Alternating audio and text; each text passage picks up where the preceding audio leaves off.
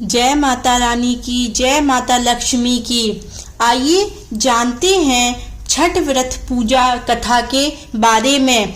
कौन है छठ मैया और क्यों करते हैं इनकी पूजा? पढ़ें छठ व्रत कथा के बारे में। क्या आप इसके बारे में जानते हैं? आइए जानते हैं। छठ पर्व षष्ठी का अपभ्रंश है। कार्तिक मास की अमावस्या को दिवाली मनाने के 6 दिन बाद कार्तिक शुक्ल को मनाए जाने के कारण इसे छठ कहा जाता है। यह 4 दिनों का त्योहार है और इसमें साफ सफाई का खास ध्यान रखा जाता है।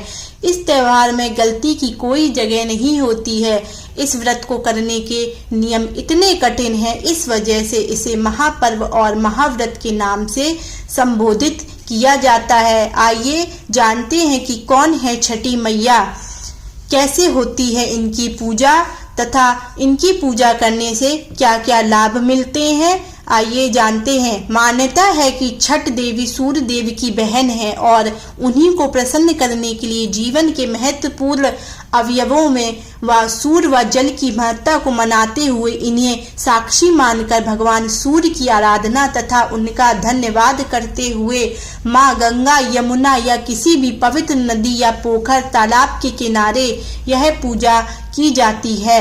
षष्ठी माँ यानी छठ माता बच्चों की रक्षा करने वाली देवी है। इस व्रत को करने से संतान को लंबी आयु का वरदान मिलता है।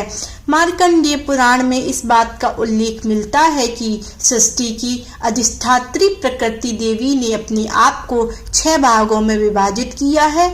इनके छठे अंश को सर्वश्रेष्ठ मात देवी के रूप में माना जाता है, जो ब्रह्मा की मानस पुत्री हैं। वो बच्चों की रक्षा करने वाली देवी है।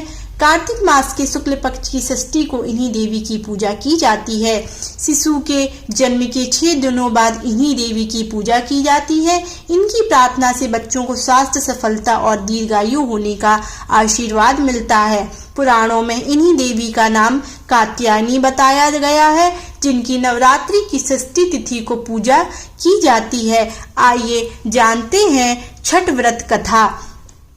कथा के अनुसार प्रियव्रत नाम के एक राजा थे। उनकी पत्नी का नाम मालिनी था। दोनों की कोई संतान नहीं थी। इस बात से राजा और उसकी पत्नी बहुत दुखी रहते थे। उन्होंने एक दिन संतान प्राप्ति की इच्छा से महर्षि कश्यप द्वारा पुत्रेष्टि यज्ञ करवाया। इस यज्ञ के फल स्वरूप रानी गर्भवती हो गई। 9 महीने बाद संतान सुख को प्राप्त करने का समय आया तो रानी को मरा हुआ पुत्र प्राप्त हुआ। इस बात का पता चलने पर राजा को बहुत दुख हुआ। संतान शोक में वह आत्महत्या का मन बना लिया। लेकिन जैसे ही राजा ने आत्महत्या करने की कोशिश की, उनके सामने एक सुंदर देवी प्रकट हुई। देवी ने राजा को कहा कि मैं षष्ठी देवी हूँ, मैं लोगों को पुत्र का सौभाग्य प्रदान करती हूँ। इसके अलावा जो सच्चे भाव से मेरी पूजा करता है, मैं उसके सभी प्रकार के मनोरथ को पूर्ण कर देती हूँ। यदि तुम मेरी पूजा करोगे तो मैं तुम्हें पुत्र रत्न प्रदान करूंगी।